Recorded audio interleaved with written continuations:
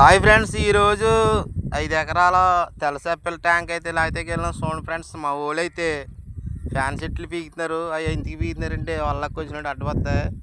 ఇప్పుడైతే టిఫిన్లు వచ్చినాయి. టిఫిన్లు చేసేసి వాళ్ళైతే వదిలి లాక్కొస్తున్నారు. మా ఊళ్ళో అయితే 15 మంది.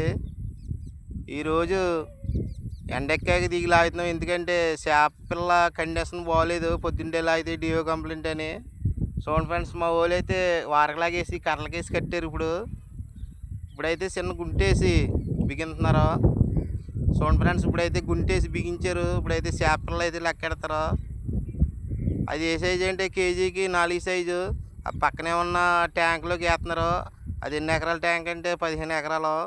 అందులో ఒక అతను అయితే దిగి వదులుతున్నాడు. చూడండి ఫ్రెండ్స్, ఇప్పుడైతే మేము ఫస్ట్ లాగిన చేప అయితే అయిపోయింది. ఇప్పుడు రెండో వాటి లాగేవాటు.